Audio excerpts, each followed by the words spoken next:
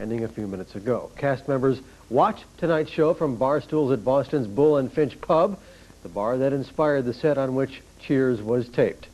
Today, cast members were guests of honor at an unusual joint session of the Massachusetts House and Senate. Later, Mass Governor William Weld declared this Cheers Day. I, William F. Weld, Governor of the Commonwealth of Massachusetts, do hereby proclaim May 20th, 1993 as Cheers Day in Massachusetts. Today's final episode had the potential of being the most watched TV show in history. We will know more about that tomorrow. And in about 1/2 hour, NBC's Tonight Show will come to you from the Bull and Finch in Boston instead of from beautiful downtown Burbank. Today, crew members worked to ready the bar for the program tonight.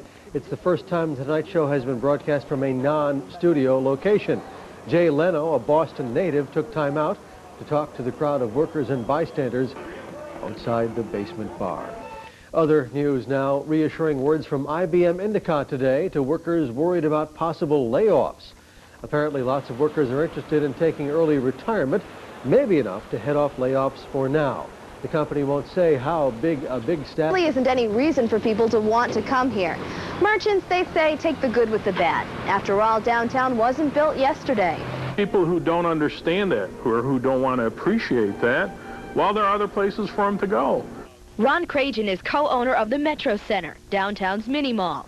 He, like many other merchants, says the problem that's facing downtown is the same one that's facing everyone, namely the recession. But it's the small business that gets squeezed the hardest. The resources of the small merchant are not always up to a long period of decline in the economy versus when you talk about large companies. Even the Metro Center has changed. He says there are hardly any pure retailers left here. Businesses have gotten creative. This office furniture store is decorated with its merchandise. This financial analyst is expanding into this card store when it moves across the hall. And changes at Boscov's, too. The lighting's been redone on their parking ramp, hoping to attract those elusive nighttime shoppers. All growing pains to help Court Street keep its competitive edge. Stephanie Nazaro, News Team 40, Binghamton.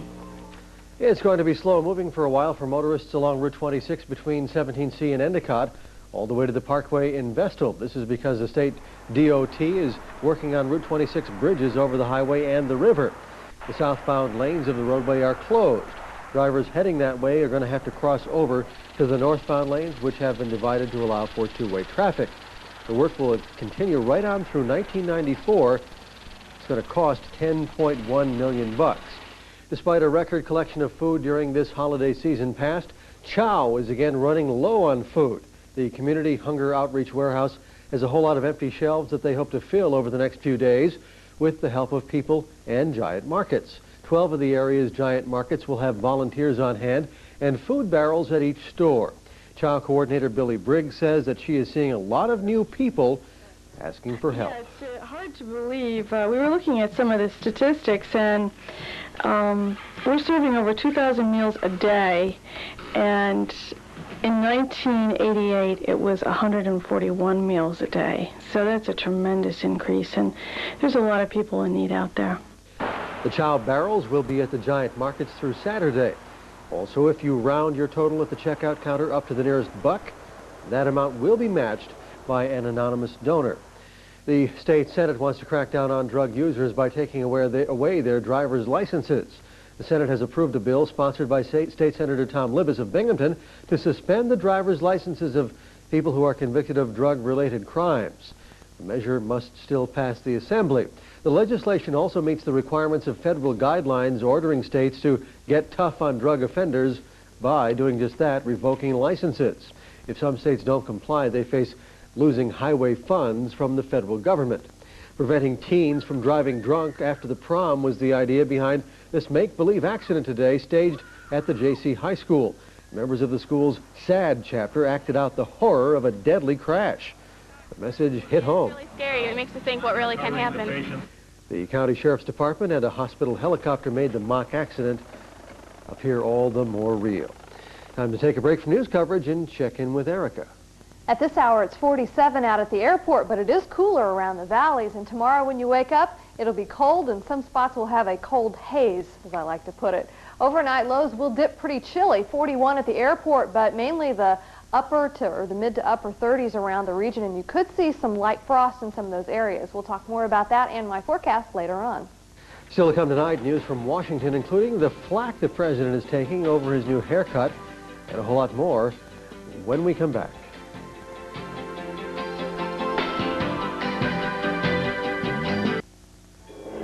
The complete car cost guide just rated the Volvo 240 wagon and 940 turbo wagon the best overall values of any cars in their classes. How do you top that? With 2.9% APR financing and free maintenance on any new 1993 Volvo wagon, 200 or 900 series sedan. So now the cars rated as the best values are even better values. The Volvo Best Value Program, now until May 31st. See Parkway Nissan Volvo on the Vestal Parkway. Hi, I'm Jim Jackson, and this is my wife, Kathy. We're the owners of Jackson's Farm here in Cantville. 30 years ago, my family started this business, and we're still growing. We've opened up this spring with our greenhouses overflowing with annuals, perennials, ground covers, vegetable plants, and hanging baskets of all kinds. Our farm stand is also open with fresh baked goods and hand-dipped ice cream. So stop in and see us for the finest in quality and selection. Jackson's Farm, 5 miles west of Endicott on Route 17C. 13 years ago in the village of East Smithfield, Pennsylvania, we opened our doors at Carolina Wholesale Furniture and quickly grew to become the largest store in New York, Pennsylvania, New Jersey, or Maryland under one roof. Realizing our rural location, we knew that we would have to create many reasons for customers to shop at Carolina Wholesale Furniture, and feel that our rapid growth indicates that we've done just that, with quality, price, service, and the largest selection anywhere. So before you make your next furniture purchase, shop the store that saves you more. Carolina Wholesale Furniture, East Smithfield, Pennsylvania. A key Democratic senator today predicted that President Clinton's energy tax will not pass. At the same time, other senators, including Republicans, joined the battle for more spending and fewer taxes. And there is more, as NBC's Sandy Gilmore reports. The president began his day signing the motor voter registration bill, hoping it signified an end to gridlock. But on Capitol Hill, key senators declared the centerpiece of Clinton's deficit reduction plan, the energy or BTU tax, dead. Democrat David Boren of oil-rich Oklahoma holds the critical vote on the Finance Committee. I'm saying that I will vote for a deficit reduction plan that does not include the BTU tax. Boren, with bipartisan support, is challenging Clinton with $40 billion more in deficit reduction, much of it with big cuts from Medicare and Social Security benefits. Clinton was not amused. And to move $40 billion off of upper-income people to people barely above the poverty line, it seems to me, is not a good way to go. The rebellion on Capitol Hill is only adding to the growing perception of Clinton as a tax-and-spend Democrat in need of restraint. Now, his projected image as a down-home Democrat has run up against the $200 haircut. The president delayed his Tuesday departure from Los Angeles, keeping everybody waiting for 45 minutes. So he could get a haircut aboard Air Force One as it was parked. A stylist named Christoph reportedly charged $200 for the clip. Clinton showed off the new do Wednesday morning on Capitol Hill. It took up most of the daily briefing. But doesn't that smack of high-handedness? Well, I don't think so. I mean, the president has to get his haircut. Everybody has to get their haircut. Yes, but everybody doesn't have Air Force One, or as it's called now, Hair Force One. The White House insists Clinton is still a man of the people whose economic program will succeed in Congress. Sandy Gilmore, NBC News, Washington. And the hits just keep on coming. The people in the White House travel office are cleaning out their desks after what seems like house cleaning by some Clinton insiders. But Steve Handelsman has more now on the firings. Go and ask your Since 1965, Billy Dale's coordinated travel at the White House, and since the Reagan era, he's run the seven-man office. But today, he's fired, under investigation by the FBI, and he's crushed. I have not stolen anybody's money. The guys in my office have not stolen anybody's money. And I feel bad for them because their lives have been tarnished. I mean, these people were dedicated, and I just feel so bad for them. I'm devastated. I don't know how to put it any better than that. Dale's travel office booked chartered aircraft, workspace, and telephones for the large White House press corps, reporters and technicians who follow the president everywhere he goes. Now the FBI will investigate whether workers in the travel office overcharged news organizations for the services. Dale denies it. We endeavored to see to it that they got their money's worth, and I think that everybody that worked for me can attest to the fact that was one of my main concerns, hold down costs. Dale says instead of hiring a lawyer, he spent today back at the travel office in the old executive office building next to the White House, breaking in his replacements. Not only will the new travel team be headed temporarily by President Clinton's distant cousin, turns out the whole commotion was sparked by a Clinton pal, TV producer and charter airline owner Harry Thomason, who complained that charter operators couldn't get White House business. Now, Clinton's got a PR problem. Looks to some like he's rushed old-timers out the door to replace them with a relative. I wouldn't go instantly to my 25-year-old cousin who was a travel agent in Little Rock. There's something there. Steve Handelsman reporting from Washington. Erica is next on News Team 40 with some encouraging words about our weather, right after we tell you about what is being described as the biggest discovery in Egypt in half a century. The news is out. The first annual Great American Ford Sales Event has been held over. Now, your local Ford dealer has 6 of the 10 best sellers in America, including the tough, comfortable Ford F-150, the #1 selling truck in America. Check out the new shipment of Super Cabs that just arrived at your Ford dealer. Hurry. For a limited time, get $500 cash back and ask about free preferred care on every F-150. The Great American Ford Sales Event at your local Ford dealer, now through the end of May. 20 minutes before the hour, and okay, well, there they go. It's my first day on my own. Whoa! Now wait, is it this way to the kitchen? Oh, he's no help. I can never remember. Is it on the paper or off the paper? Hey, I think I'm getting close. Give your puppy the nutritional head start he needs with Dad's delicious, easy-to-eat puppy food. It's my first day on my own, but I guess I'm not really alone.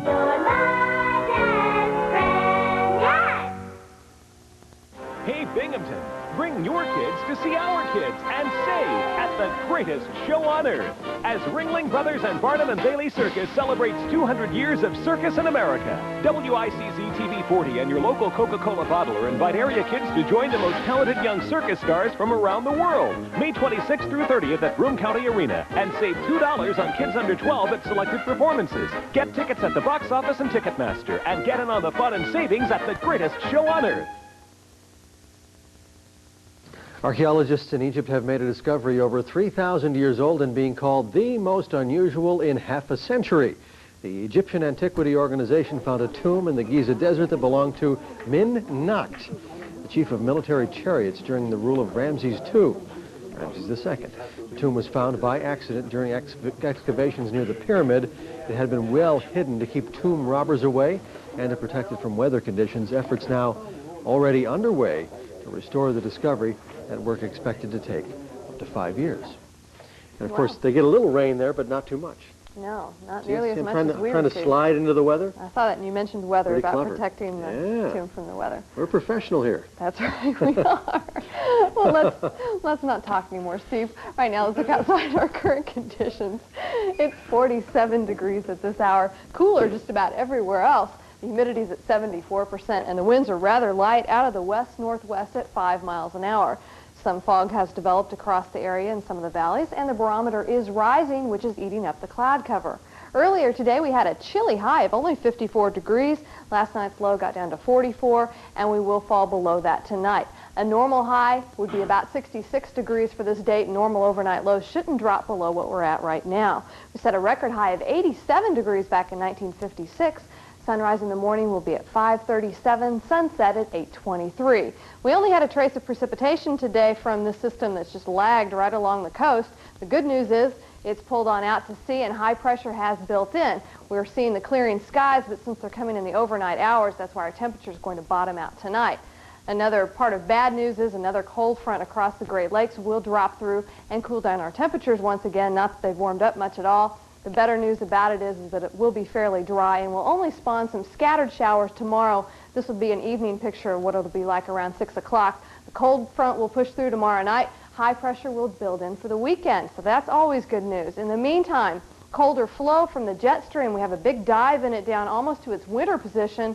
We will see very cool winds out of the northwest around 5 to 15 miles an hour tomorrow. Better news is a ridge of high pressure building behind that. It will shove in and warm us up towards the latter half of the weekend. So it won't all be bad, and it will be clear and sunny. Tomorrow we will see cool temperatures across the lakes, only the 50s. A few flurries could be felt overnight as that cold front passes through the northern Great Lakes. We'll be just barely into the 60 degrees, but you can see 80s and 70s building in back across the west. That will all shove in for the start of next week, and we will have a pretty nice end of the weekend and a good start to next week for a change. Around our state tomorrow, maybe a few sprinkles. Other than that, warming up to 63 degrees here in Binghamton. We only hit 54 degrees today, so about 10 degrees better than we had. 70 degrees will be the high in New York City, the hot spot around the state, but only 59 in Watertown and only up to 58 in Buffalo. The cold front will pass through their areas in the morning, so they won't warm up too much. But we should at least break into the 60s, even though I've been saying that all week and we haven't yet. Patchy fog is the forecast for tonight. Mainly clear skies and some light frost could develop in some of the valleys. Get down to around 35 in some of the outlying areas, and it is possible to get frost at that temperature. 41 degrees will be the mild overnight low. Compared to that, out at the airport and around the Triple Cities, probably around 40 or 39 for your overnight low. Tomorrow we could start out a little hazy, but other than that, we will have at least partly sunny skies, maybe mostly sunny skies about midday, and then a few sprinkles, possibly a shower could creep in by the evening hours. 63 degrees for your high tomorrow. And then a little bit cooler air moving in tomorrow night into Saturday. We should rebound to near 60 degrees. We will have partly sunny skies at least. It doesn't look like we will have any rain, and mostly sunny skies for Sunday all the way up to 68 degrees in case anyone's playing any softball games. And back to work on Monday will be about the best day. 75 degrees for the high, possibly a few isolated thunderstorms in the evening. Better chance for those on Tuesday, but still a warmer start to next week. Did you hear that Clinton spent $200 on a haircut? Well, I suppose he can afford it, pumping money into the economy. I got a haircut yesterday, and the way I look at it, I saved $192. Wow. Looks about the same. It does. Yeah. You guys have almost the same hair. Exactly. $8. Looks well, pretty you have good. to give him a call. Yeah, I'll let him know. Hair Chalet. That's the place to go. Next in sports, Rob will tell us whether the Mets got lucky tonight, the B-Mets that is, plus the outcome of our highlighted high school lacrosse game of the day.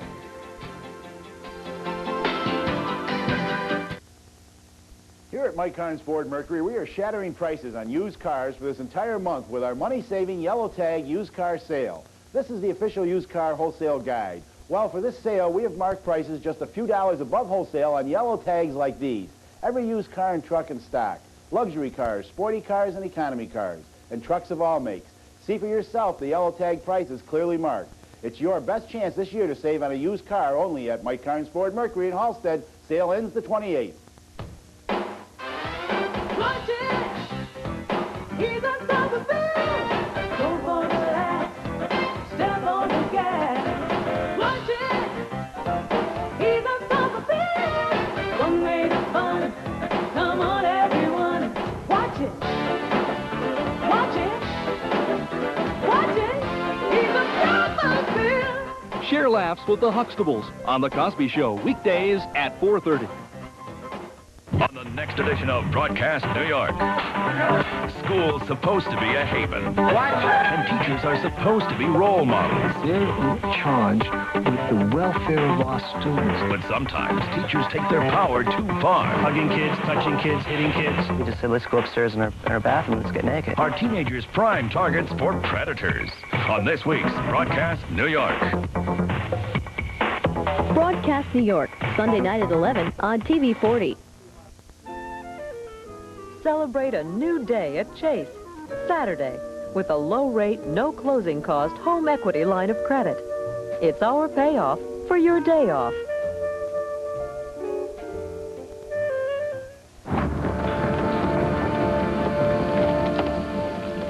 The movie Backdraft made you believe fires are terrible.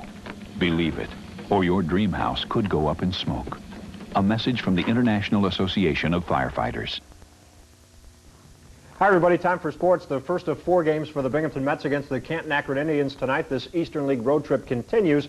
That trip started in Harrisburg, where the B-Mets dropped 2 out of 3 to the first-place Senators. Lately, it's been a case of too little, too late for the Mets, trying to rally in the late innings, but falling short in the end. Not the case tonight against the Indians. The Mets winners tonight, they went ahead early and stayed there. The Mets win 10-8. They scored 6 runs in the second inning. It was 10-4 heading to the bottom of the ninth. Canton's Tracy Sanders smacked a grand slam, but for a change, it was too little too late for a Mets opponent. 17 hits. Jay Davis had 4 and 3 RBI. Juan Castillo gets the win, and Brian Rogers gets the save. The New York Mets get back to work tomorrow night, and when they do, they will be working for a new boss. Dallas Green makes his Mets managerial debut tomorrow night. Jeff Torborg was fired yesterday after a season and a half in the Big Apple. The Mets have the second worst record in the majors and have lost 18 of their last 23 games. You know, all a manager can ask is that guys come out and bust their tail for him. That's it. That's all you can really ask. You can't ask any more than that.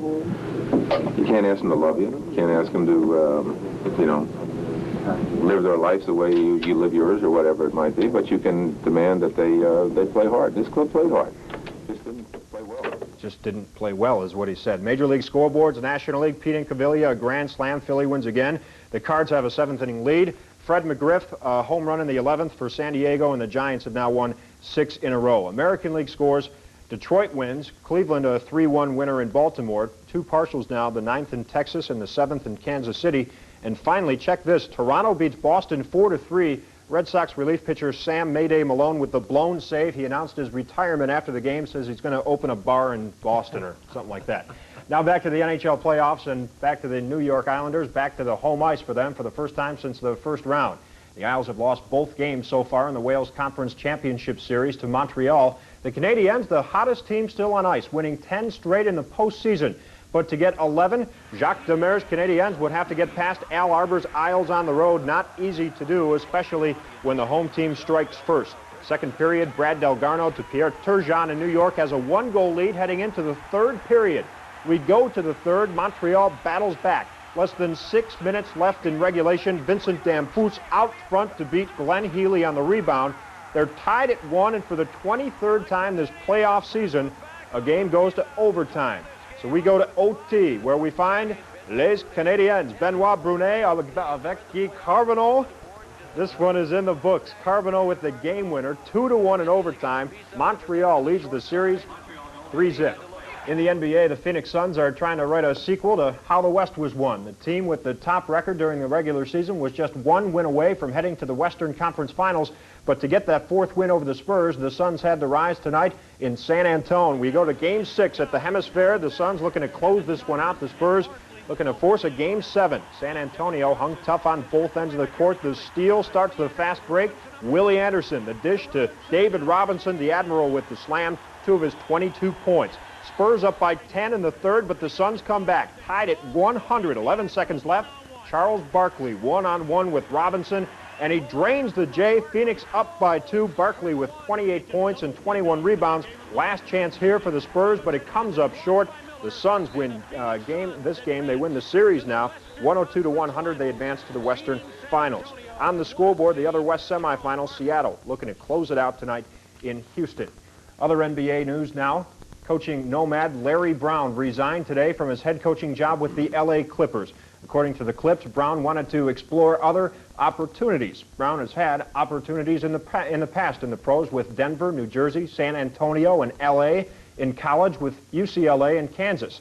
Who knows? Brown may now head to the NBA's Pacers or the Hawks, both teams looking for a new head coach. The Clippers say that his resignation was a complete surprise. Section 4 high school lacrosse this afternoon. Division II leading Maine Endwell at home against 4th place Whitney Point. As you can see, the visiting Golden Eagles ready to go in this one. Number 11 is Luke Baxter. He moves in and he rips home for the goal. Whitney Point on top early before halftime. But back come the Spartans from ME. The nice pass coming up right to Peter Ahrens. He's going to score the goal. Maine Endwell was down 4-2 at the break, but they come back to win 7-5. The Spartans' first place record improves now to 9-2. You know, there's an outfit looking to house French foreign exchange students this summer. I could give them your name. Hey, that 2 years of French didn't go to waste. I guess not. Benoit Brunet avec Guy Carbonneau. Man, I'm telling you, what a Renaissance man here. Hanging out with Danny Lacroix helps that French thing, too. All right, we won't ask any more about that. In this week's Outdoor Report, a visit with a man who enjoys preparing for trout season practically as much as he enjoys taking part in it. Greg Hoadley filling in tonight for vacationing Larry Martin. Most of the appeal of tying your own flies, to me, is catching trout on something that you created. The pursuit of the trout is a big thing to Kurt Nelson, and it begins with tying flies. Flies that look like the blue plate special to a trout. I find bugs along the river, and I'll pick them up, and I'll try to match the hatch, so to speak. Kurt takes feathers, fur, wax, and line, and makes it into something that piques a trout's interest. It's a skill he's mastered over a couple of decades. There's tying the fly, and there's using the fly. He likes both. I'm in my own little world. I've got my fly rod that I made and flies that I've tied, and I'm catching trout on them. And that's the appeal of tying flies. And it's also a nice hobby in the wintertime when you're just looking for something to do.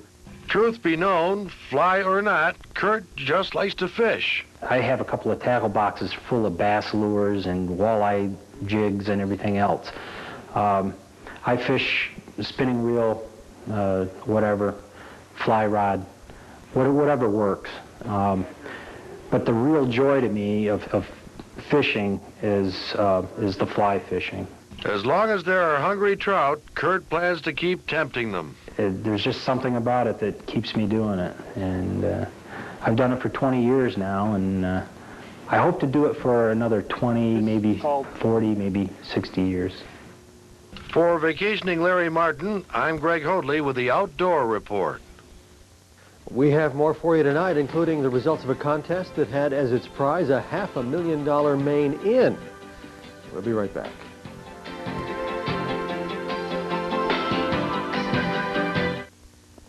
Get more at Matthews, like the Fifth Avenue with 2.9% financing up to $1,500 cash rebate. Only at Matthews Chrysler Plymouth, 2100 Vestal Parkway East, Vestal.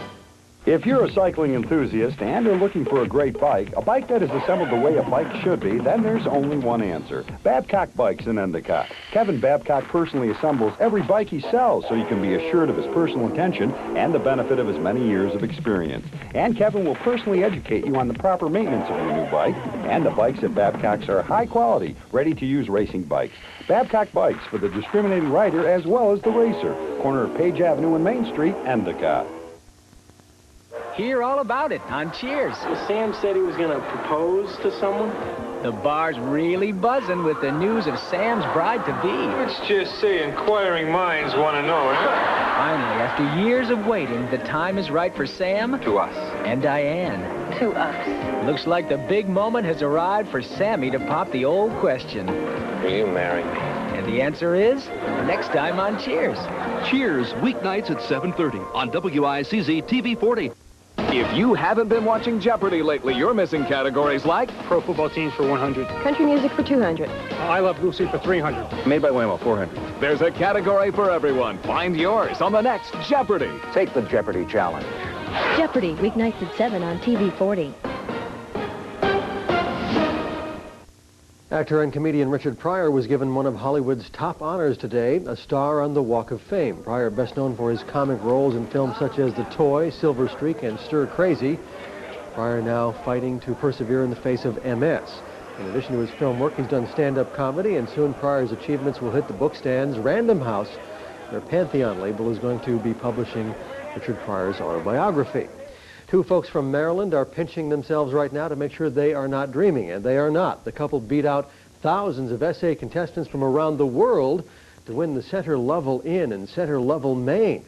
Bob Elliott tells us why, for all parties involved, it's a happy day.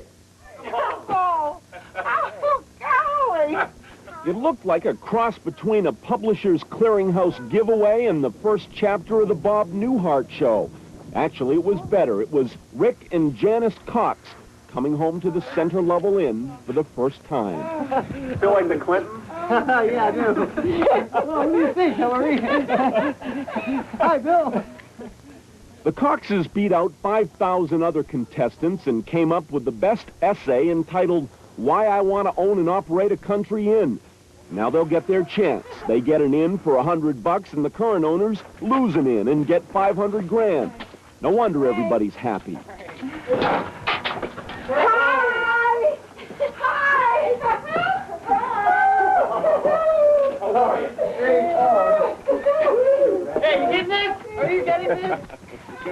and Janice Cox both have restaurant and hotel experience. That'll come in handy. Now all they got to do is learn how to be Mainans. Can you say like wicked good? Wicked pretty. Wicked good. Wicked pretty. Is that good? That was pretty good. Is that good? We'll have to go. Wicked. How about Can you? Yeah. That's- Or I've always wanted to say to somebody, you can't get there from here. That's How right. was that? Was that really good? Where's the center level in? Right. You can't get there from here. The other one is, don't you move a damn inch. There you when go. they're right here. Okay. The details of this deal are expected to be worked out within a month. After that, Rick and Janice Cox hope to begin their dream of living happily ever after at the Center Level Inn. Our dream come true. For NBC News, Bob Elliott, Center Level, Maine. With the New England theme tonight, we're going to go live to Boston now and Jay Leno.